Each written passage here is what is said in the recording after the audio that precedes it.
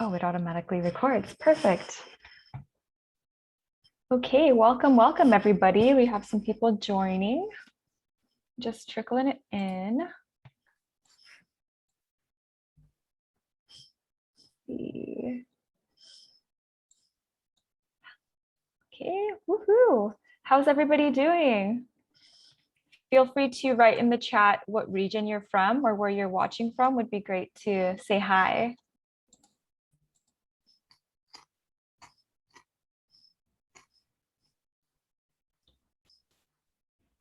Okay, it looks like some people are shy. I just wanted to ask, can everybody hear us okay? Oh, hi, Daniel. Hi. Everybody can hear us okay, right? Okay, perfect. Slovakia, awesome, okay. Hi, Branislav. Amazing. Okay, so we can wait about 1 more minute and then we can get it kicked off. I'll just start off with a short intro and then David can share his amazing expertise with us. We're all excited. Everyone is excited, hopefully, Yeah. but All right. okay, just let me know. All right, welcome, William. Ahmed, welcome too from Nigeria. Amazing. Okay, so we have Switzerland, Slovakia, and Nigeria. Okay, people from other parts.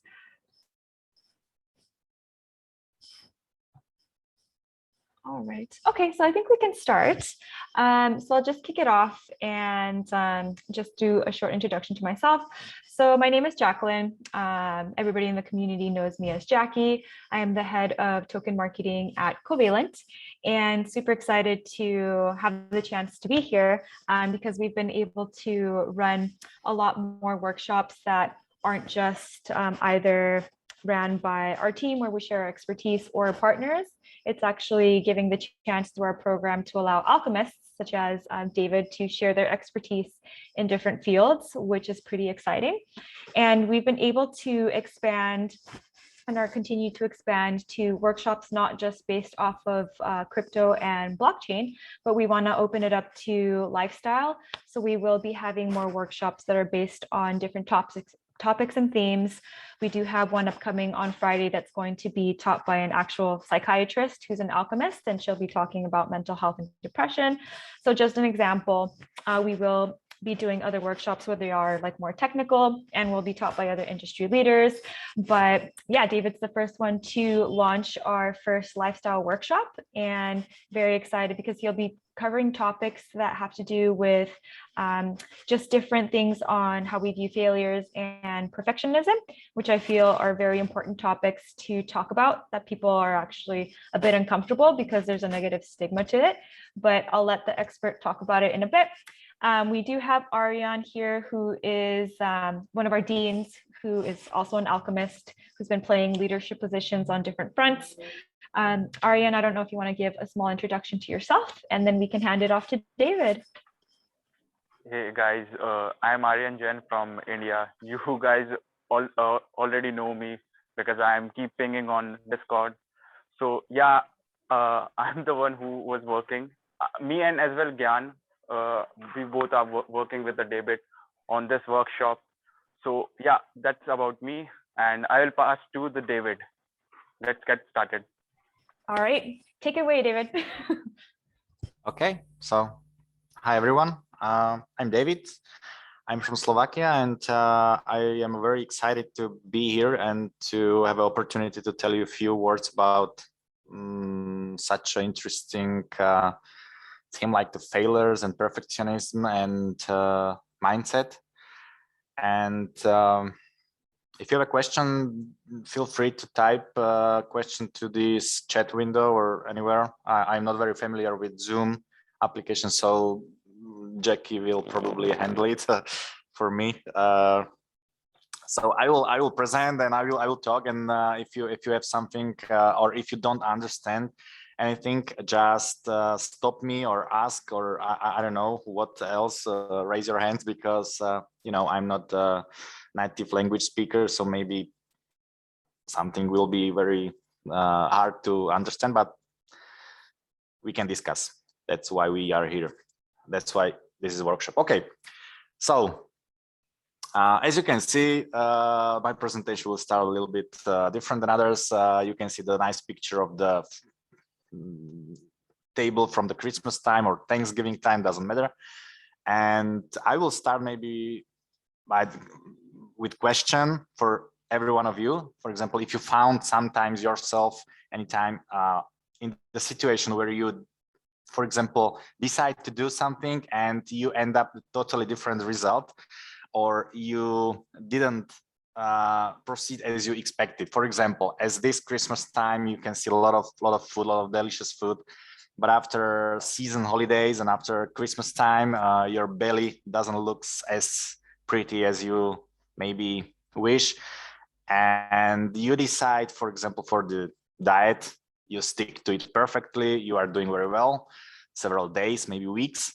But then something happen. I don't know, your neighbor call you for the grill party or anything, barbecue, or you visit some good restaurant and everything is lost. You feel very guilty and you consider this failure as something very, very crucial, and all your effort is lost. So this is, for example, just only one thing. It can be, I don't know, the software when you are learning something to do, and when you then try to code anything, you are not able, and you feel very, very bad about this, that this failure is so crucial that you cannot continue. So this is the very important sign of the perfectionism, and I want to talk about this today. And I want to talk about several things about failures. What does it mean to fail? Why the failures are, let's say, important, and what does it mean for every one of us? How the failures are, let's say, or how the perfectionists dealing with the failures, and what can be very let's say crucial when we connect failures with these type of people. And this will be the, let's say, first package of this presentation or speech, or how I can call it. And the second part will be for me more interesting because it's the real life, and one perfect example of this perfectionism and the study from the psychologists. And we can compare all of this, what we will be talking in the first half. We will see how with this in the real life, and we can take some learning points from this. So when I start, and we can discuss about it, why the failures are important. Every one of us know the failure is a daily routine part. Every one of us failed many times in life, and as we can remember, we were learning by falling.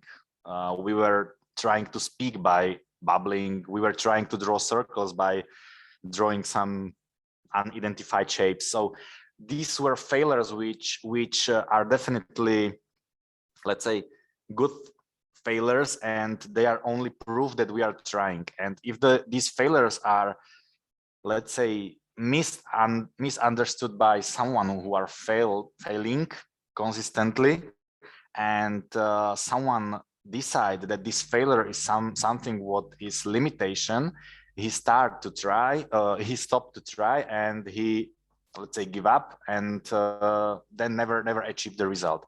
And you never know how far you are from your goal and from your target. So this is very important to know that failure is not something bad. It's maybe good to distinguish between failures and mistakes, but it's maybe another topic. But to say few words for this, that every one of us is, or we only envy what we believe that we can achieve and or capable of achieving, and not envy for something what is, let's say, not achievable by us. Imagine your coworker with better salary in your work. you can see it, and then you are asking why he has better salary, and I fell several times in my job, but you don't envy for the guy who you see in the TV every night, and it's a millionaire, because you can see these differences between these rich people and famous people and your idols. Doesn't matter if it's the sportsman or actor. But real difference between these famous people and, for example, us or we or you, it's only think that they are very good in handling these failures. They have ability to embrace imperfections and to endure suffering and everything. So they felt so many times that we can't count it, but they are very good at this handling failure. And this is why it's very important to learn how to fail, because if we cannot, then we will fail in learning, and this can cause many other problems in the later stages of our lives, and especially if we are I don't know, the adolescents and the teenagers and pre-adult age, when we are evolving, or I don't know how to call it.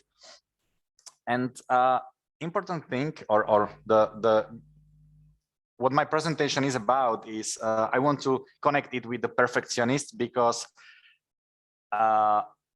to be honest, I used to be perfectionist in many situations, and probably I am in some of them in the real life still. And this is why I chose this theme as as something what I want to talk about, because perfectionists usually have the all or nothing thinking, or in other end, they think in the binary manner, 0-1.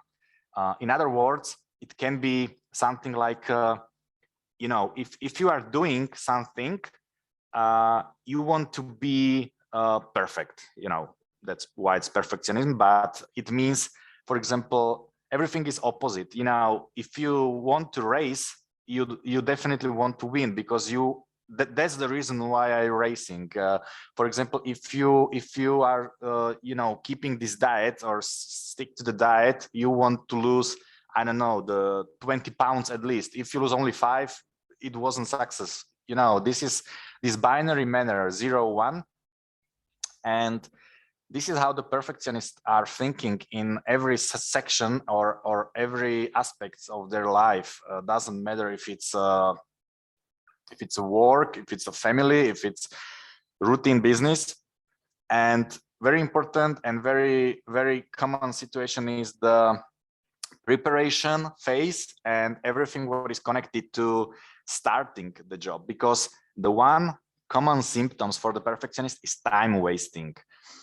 Time wasting and the procrastination, let's say.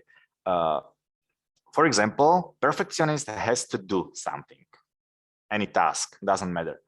The preparation phase is most important part for them, because they will never start until the moment they have everything perfectly ready. I mean, all the material, all the informations, all the tools, all the I don't know, labors and coworkers, or I don't know what everything they need, and everything need to be perfectly ready, and then they can start.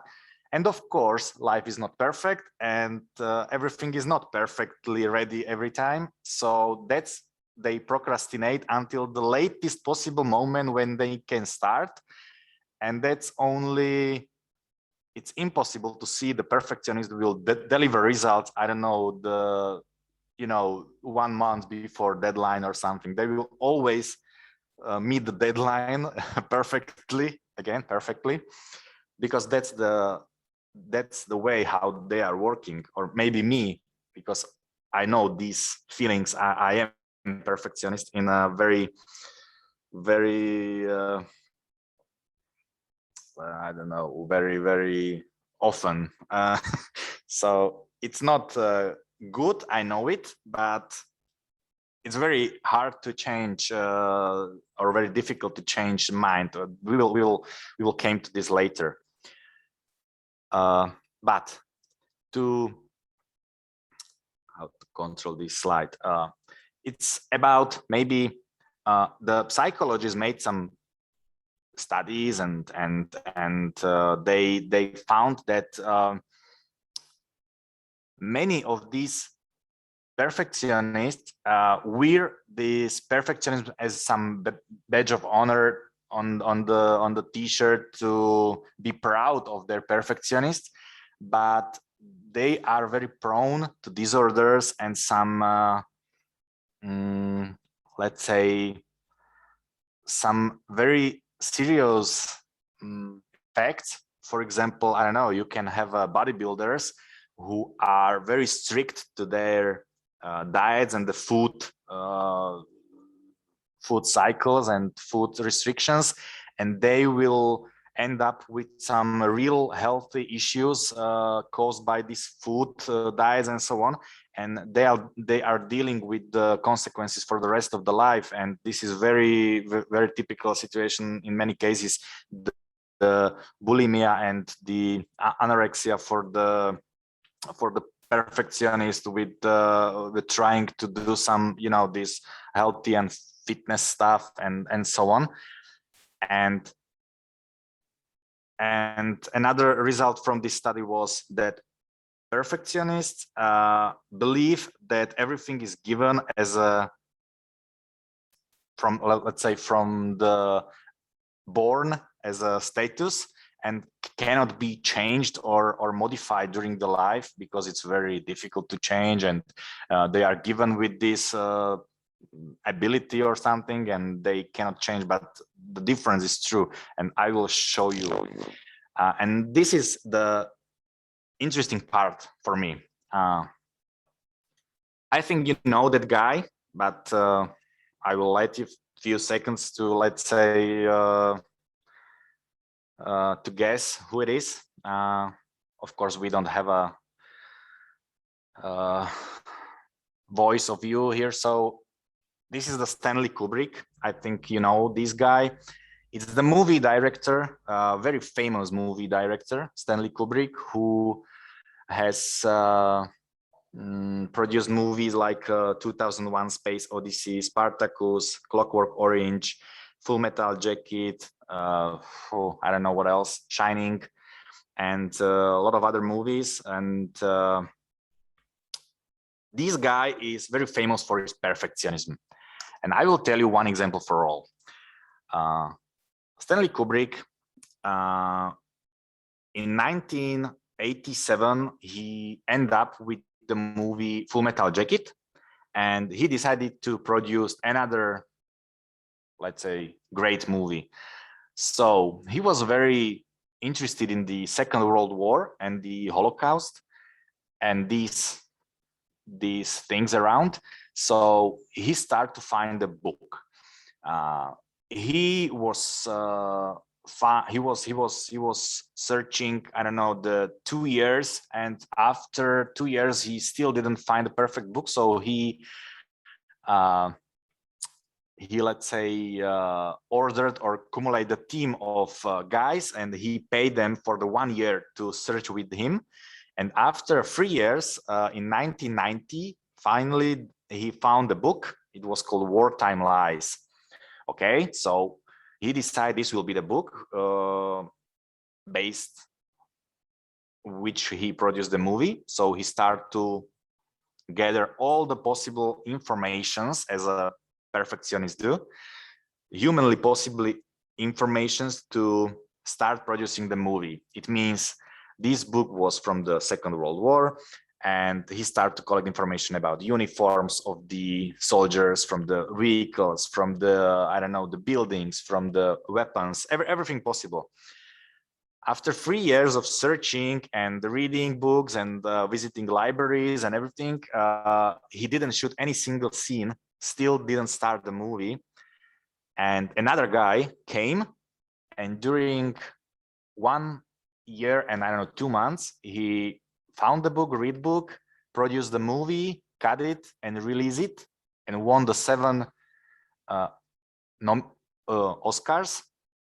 This movie was called Schindler's List, and it was the Steven Spielberg.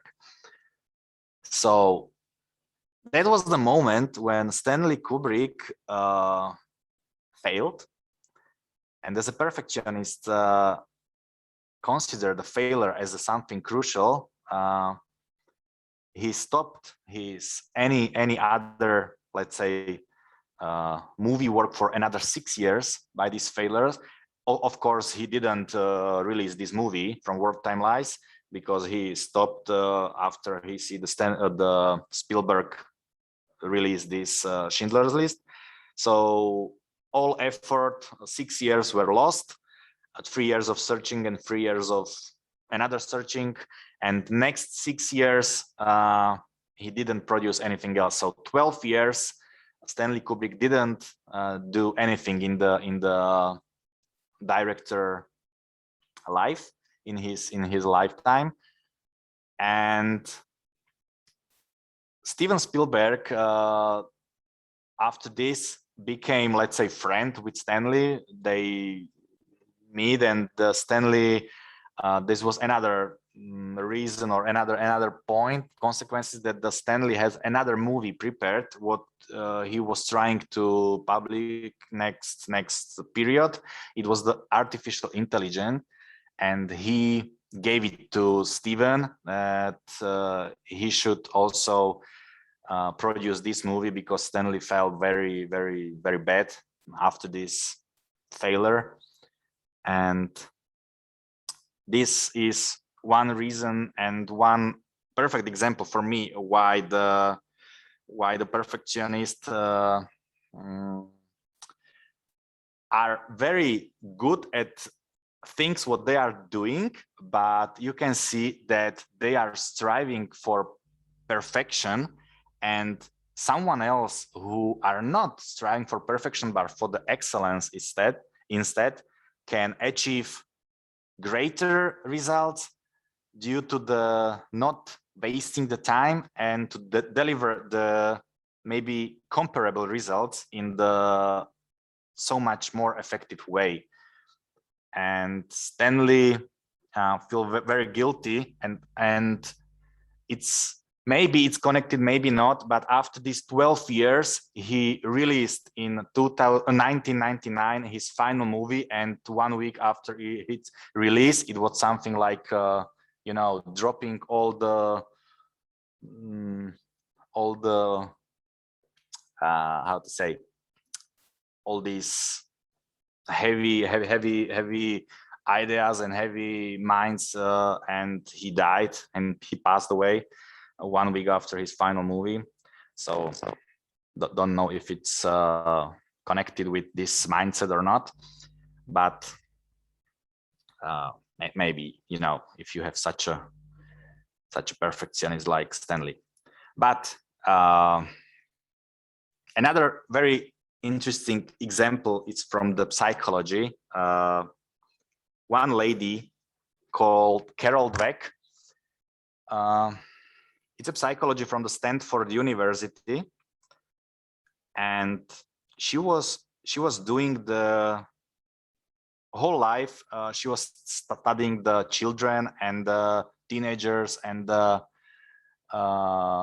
people with this younger age, because they are, let's say, unwritten paper, and they have no very often the connection to the social, I don't know, the rules and expectations. So they are doing natural things, and they are not affected by this social. So one very important or interesting research was in the primary school, where she gave a mathematical test to the class of students, and she split these students to two groups. One group was or has been told after the results something like this, that, oh, you scored 5 out of 10, what a perfect score, you are so intelligent. And okay, this was the first group, and the second group was told, well, 5 score out of the 10, what a perfect score, you did very good effort and you had good approach. So the first group of students were praised for the, let's say, ability, for the intelligence, and the second group were praised for the effort. And now she gave them these tests every, I don't know, week or for several weeks. And after a few months, she came with final, let's say, test, where she gave them tests based on the, let's say, difficulties from the easiest one to the some very difficult. And she was interested which test, which group of students will take to solve. Maybe you can guess or not, but the students which were praised for intelligence start to choose from the easier half of the scale of this test, and the students praised for effort were choosing somewhere between middle or above from these difficult ones. What was the reason, or why these people, or why these students were choosing easier one and the harder one? The problem or the reason isn't if they want to pass these tests or not. The problem was what will be consequence is if they fail. And you can imagine the students which were praised for the ability, for the intelligent, were always said that you are intelligent, you are intelligent. And the fear of failing will cause they are not intelligent, and it means they are stupid. It's connected directly with what we've been talking later before, this perfectionist. So she let's say noticed that by this telling them they are intelligent, they start to create this perfectionism, because you are praising someone's ability which is not very wealthy. And the second group of students which were trying to achieve better results, or not achieve better results, but to taking the more difficult task, they were not afraid of the failing, because the failure only means they were not trying enough. And by spending more effort, or to try it one more time, but by different I don't know, approach, or with different method, they will pass it, or they will complete it. And this is the biggest difference between two groups of students. And this was causing only by telling one group of students something different than the other. It was nothing by the education, nothing by the, I don't know, the origin of the students or so. And another interesting thing and fact is that after this final exam, she gave them another, or again, the test which she gave them in the beginning. And interesting is that these students praised for intelligent has the lower score than the students praised for effort. They passed this exam totally easily, but the students praised for intelligent were, let's say, stuck somewhere in the I don't know, the learning process, and they were trying to still look intelligent, and they were not taking more challenges and learning new things. They were still doing this easier task, and they were even not able to pass these tests for the beginners, let's say. And another interesting fact, when she was leaving this school, she gave them, let's say, a questionnaire in the end, and asked them to fill this questionnaire. And it was something like a tricky from her, because she tell them that this test will be, or not test, this questionnaire will be presented to others, what she was doing on that school, and how the students were, what opinions then they have, and what score they achieved in this test, and so on. And all of these questions were totally, let's say, garbage, except one, on last question, where she was asking what the score she achieved in this test. So the students praised for ability, for the intelligent, where in many cases were lying, and to increase their achieved score in questionnaire, just to look better in eyes of someone different. So she did, or she created the liars from the children by telling them they are intelligent. So this is very, very interesting for me, how the mind is working, and it can show the results is that the perfectionists and these children and the people praised for abilities are very sensible to some social hierarchy and some status. So they are doing everything for the social status. They are afraid of challenging the new things, because their social status in case of failing will be decreased, or considered as a as a lower value. But the other group of people not praised for intelligent, they are not doing for some social status or some ranking. They are doing for themselves, or for the empowering your or to prove yourself that you are trying enough, and your effort is rewarded by, I don't know, doing this mathematical task, but not taking so much care about the social ranking and social statuses. This this book from Carol Dweck, I got it home. It's called Mindset.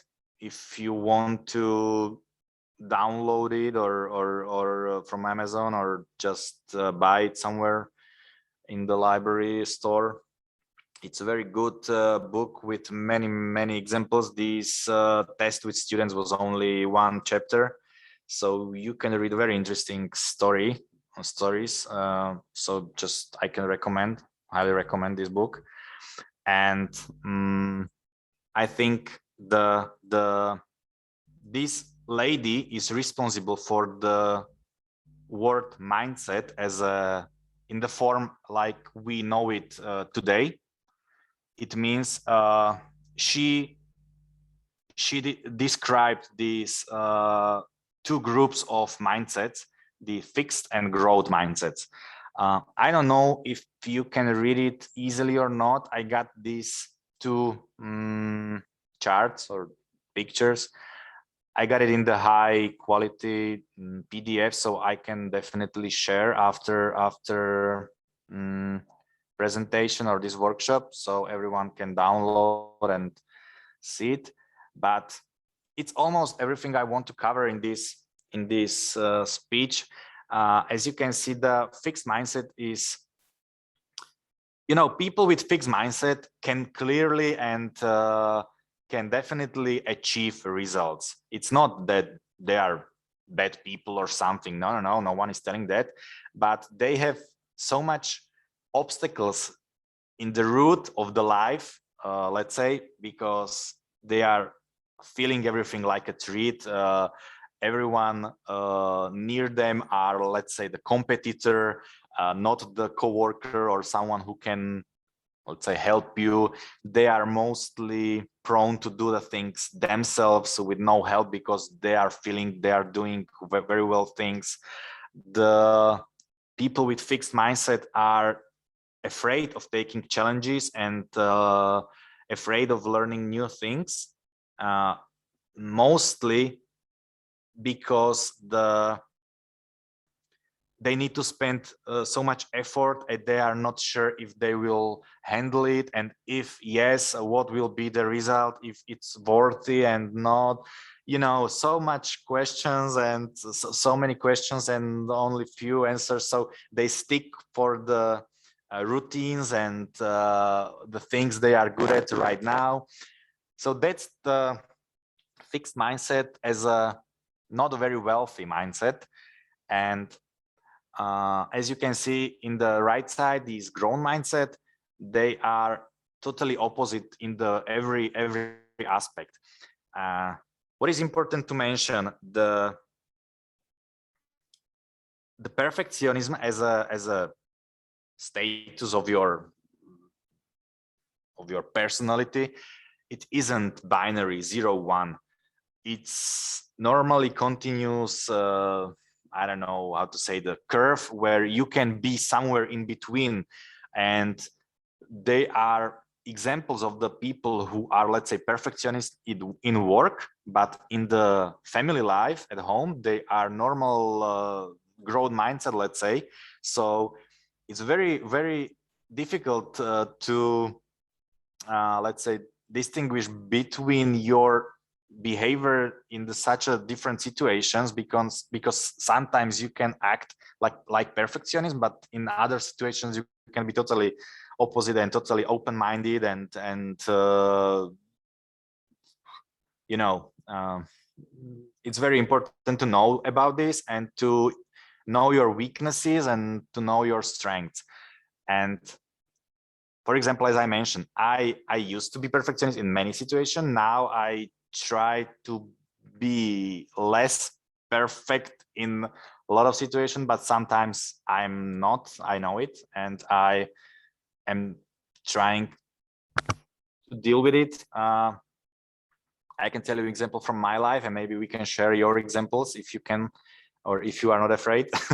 For example, when I'm doing things from the wood or some, let's say, hobby carpentry job in my yard, I found something that I want to do. I don't know. It's the for example, table. I was doing one table for my home from the epoxy and from the resin with such a stuff, and it was my first table ever. I was never doing with epoxy before. I was never doing table at all. So I ordered, again, perfectionist. I ordered the perfect wood from somewhere. I ordered all the tools because I was missing a lot of tools. I ordered all the materials and everything. I was ordering and looking for the small fish and, you know, creatures to this epoxy because I was doing some ocean table. I was ordering and looking for it for several weeks, and then I found it and ordered it. And after several months, I have everything ready, and I start to do this table. Of course, I had few not failures, but something what I wasn't expecting. But of course, I spent so much effort and so much money to not easily give up. So then I finally did it, but you know, I was very close to give it up in some moment. And this was a nice example for me that I was acting like perfectionist. Result is nice and beautiful, and I'm happy I did it. But you know, sometimes it can happen. Some other perfectionist could give up, and everything will be lost. All the money and effort spent till the moment the table is done. So if you can share some example from your life, I think every one of you had a maybe example where you were trying with, I don't know, learning some coding, and then things were not going so smooth as he expected, and the program didn't work, so he gave up. I don't know. Okay, and the last slide or last picture is about the final sentence, that the success is definitely about the mindset, which the mindset is the key. And every time you will be in the situation where you can decide where you would like to be at the end of this task or end of this route, you can ask which mindset will take you there, whether it is fixed or growth. And I don't know if this was clear for everyone. The message was what I was trying to give you. I am not a psychologist or anyone studied in these psycho things. I'm just the guy who are very interested in this perfectionism and the mindsets and the things related to failing and so on, because I am someone who is living it, who lives it. So I want to share my ideas with you. So now I can take a look on this Q&A first, and that's one question from Ahmed. How does a perfectionist differ from someone who has an obsession to achieve something, or people with obsessive compulsive disorders who only do certain things in a specific ways? I think the obsessive compulsive disorder is, as I mentioned, I'm not a psychologist, so I don't want to give I don't know, some advice or something. So, but I think this obsessive compulsive disorder is the, let's say, illness, mental illness, which is definitely based on some neural impulses, which give you some, you know, based on your brain activity, some this compulsive impulses, which needs or makes you act as you act. But the perfectionist is something what you can train, or you can eliminate if you want. You can work with it. You can decide for the mindset. Of course, someone is more prone to be perfectionist, for example, because the parents were perfectionists. So because I can see myself, my mother is same as me, so probably it is in my chromosomes. So somewhere it is, but I can work with it. I feel it. Each situation is something like I can stop and I can ask myself whether I will take this challenge or refuse it. I'm not sure if someone with obsessive compulsive disorder can do this decision, if this is not the, you know, illness, or how to call it. Okay. And in the chat window,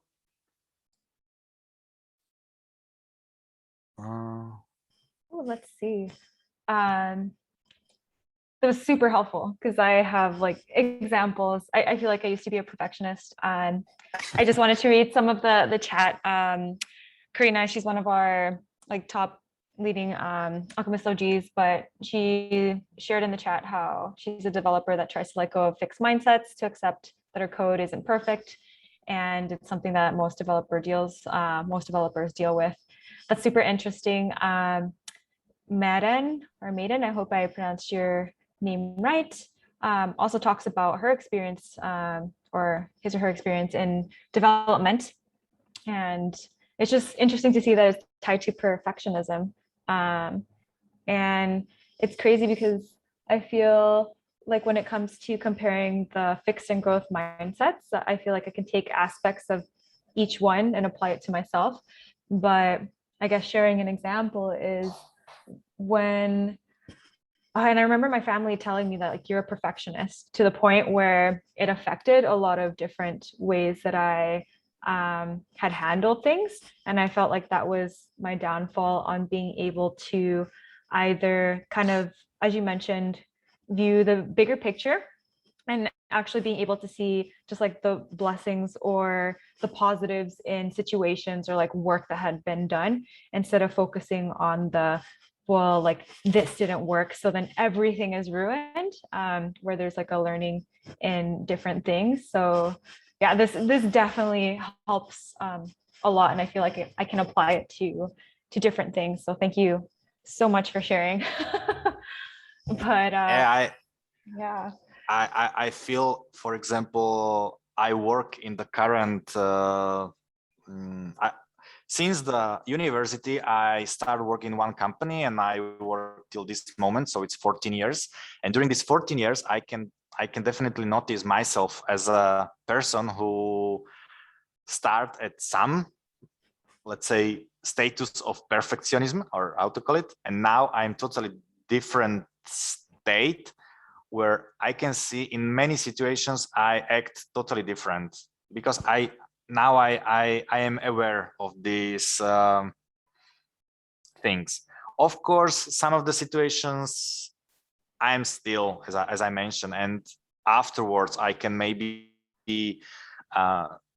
tell to myself that, hey, David, you could act a little bit different, or you could choose this growth mindset instead of this fixed, and maybe it's too late in some cases. I know it, and still a way where I can improve. Yeah. Yeah. Oh man, the fixed mindset. I feel like it's another interesting thing, because I feel like I used to question why I wasn't moving forth or growing, and kind of again missing or pointing it back to ways that I could develop, or again noticing if there was things that I could change. But I feel like we're so quick to wanting to rush to the end goal too. And as Bursu mentioned, finding ways to actually enjoy the journey, or being open to things without feeling, like you're being attacked or anything when it comes to receiving constructive criticism and like the growth mindset. But also having that level of accountability. And I actually had a question for you. So for people who are struggling with perfectionism, or even being able to, let's say, break out of like the fixed mindsets, or wanting to develop healthier habits, what are some kind of like coping mechanisms or like exercises that you would personally recommend from your experiences or from talking to people?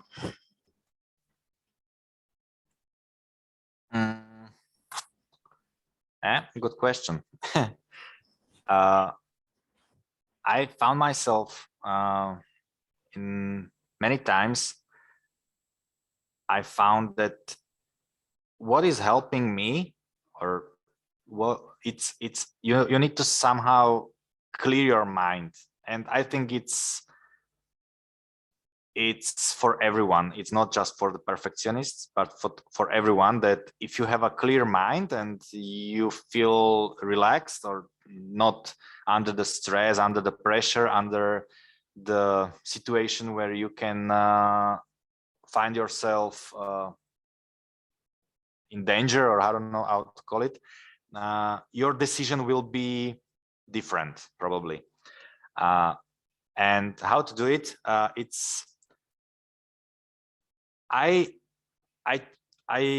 found several activities what helps me definitely keep my level of stress, or I don't know, the relax daily routines.